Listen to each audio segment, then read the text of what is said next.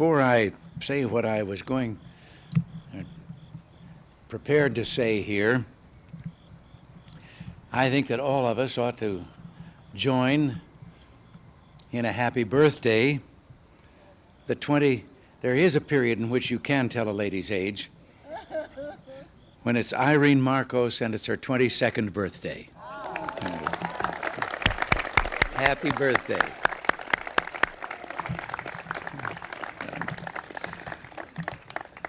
But tonight, we welcome old and good friends to the White House in a visit symbolic of the superb relationship between our two countries.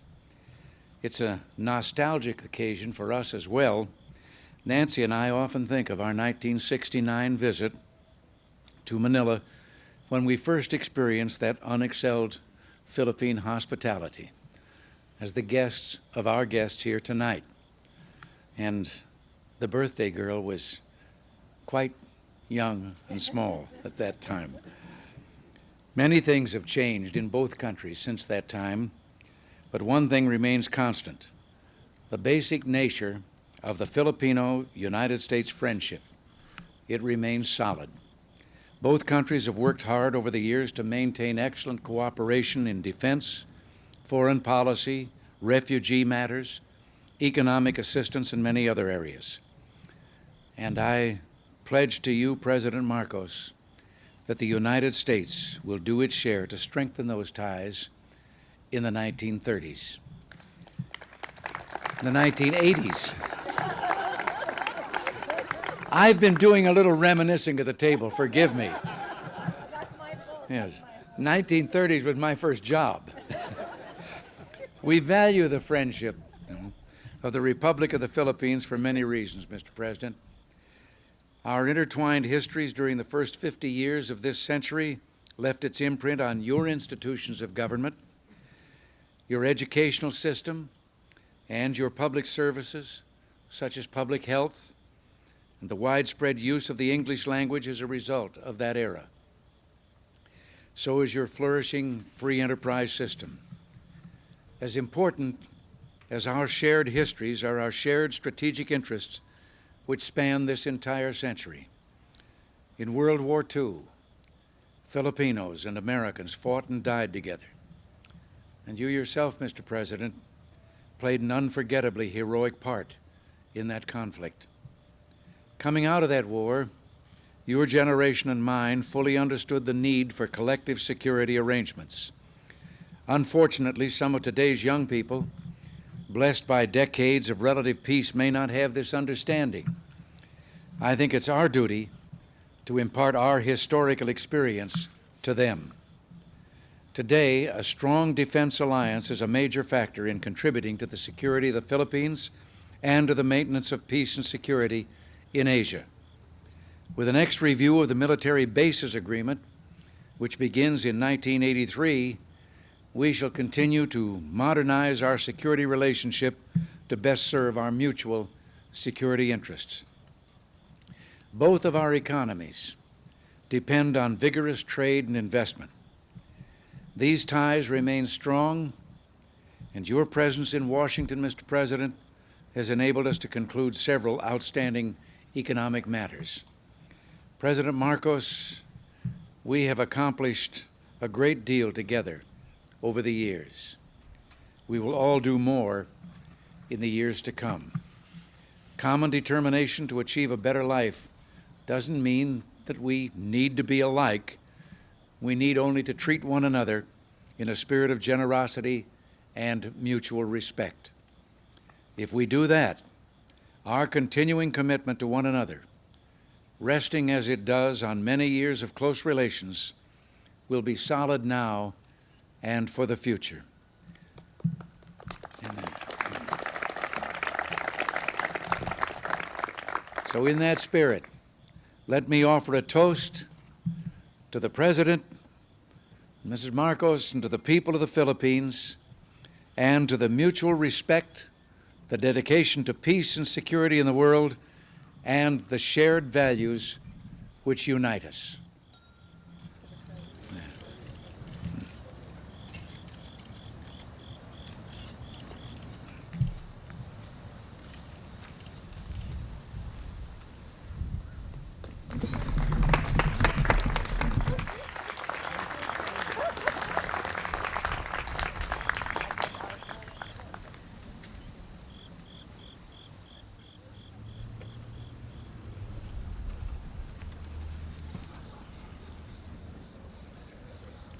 Mr. President and Mrs. Reagan, distinguished guests, my friends.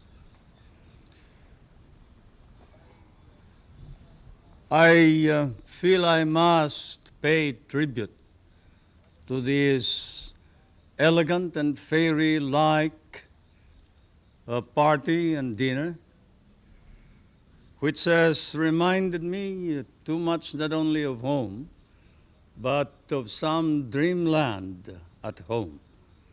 A tribute to the taste and sense of beauty, to perhaps primarily not only to President Reagan, but Mrs. Reagan, for this lovely party, which I shall always remember as the Firefly Party in the White House.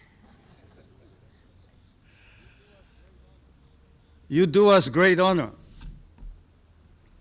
with this dinner. Allow me to extend the gratitude of 50 million people on the Republic of the Philippines, Mrs. Marcos and myself, for this hospitality and this generosity. Certainly, we will be unable to reciprocate this beautiful event.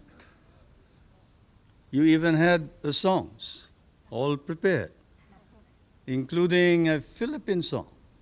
That's a favorite of the First Lady of the Philippines, Dahil Sa'yo, which means because of you. Because of you I love, because of you I live, and because of you I am what I am. And then you had the other theme song, which was a favorite of both President Reagan and the other president. Understand? The theme song of Dr. Zhivago, which is a long story, of course, and which I won't talk about. It happens to be one of our theme songs because it was sung in one of what threatened to be a tragedy, but which did not. And that's why we remember it.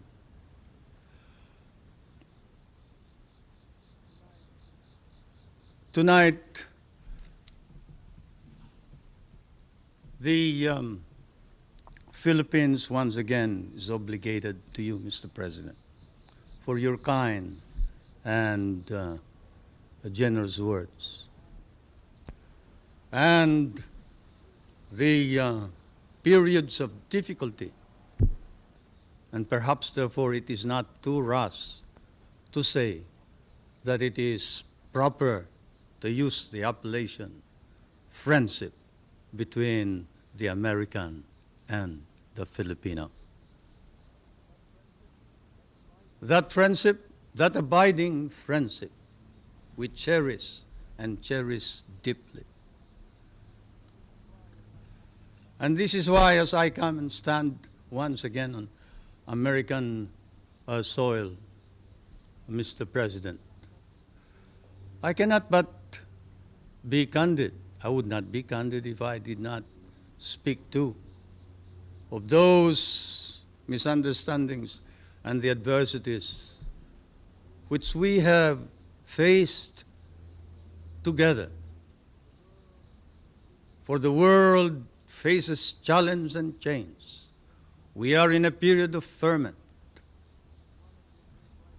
As one of your great writers has said, you have passed through a period of torment, an ordeal, perhaps of tragedy, as you experienced the assassination of some of your American leaders, constitutional crisis in the presidency, the trauma of Vietnam, and occasionally doubts about your own capability. Certainly, as we look around in Asia, the countries of that part of the world are marked, and often there is fear that perhaps does not weary, that America is firm and resolute. Actions, but that it faces and confronts its problems squarely, fairly, justly. As I stand on American soil and I see the doubts rising in Asia, I see another phenomenon that clears my mind. It is the phenomenon of an American nation led by a new leadership, earnestly exerting heroic efforts in order to stop the slide and the loss of prestige of American leadership throughout the world. Yes, Mr. President, out of the dark, out of the shadows of the decline in even respect for America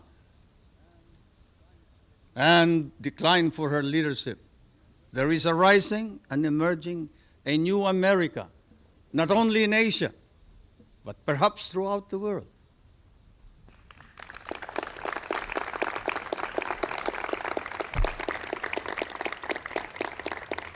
The stakes are high, Mr. President.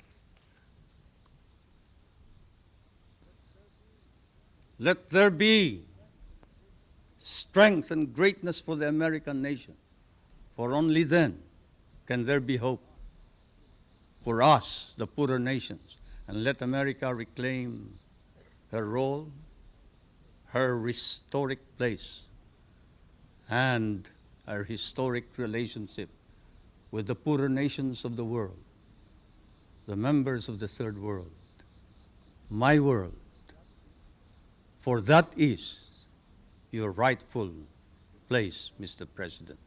America, this strength and capability to reclaim her natural place and historic relationship with all the nations and with other nations, reestablish order in our anxious, troubled world. We pray for this, we hope for this. Not only the big nations, but especially the small ones. And so may I ask you to rise and join me to a toast to the continued health and success of the President of the United States, the prosperity and the strength of the American people, and the friendship of the peoples of the United States and the Philippines.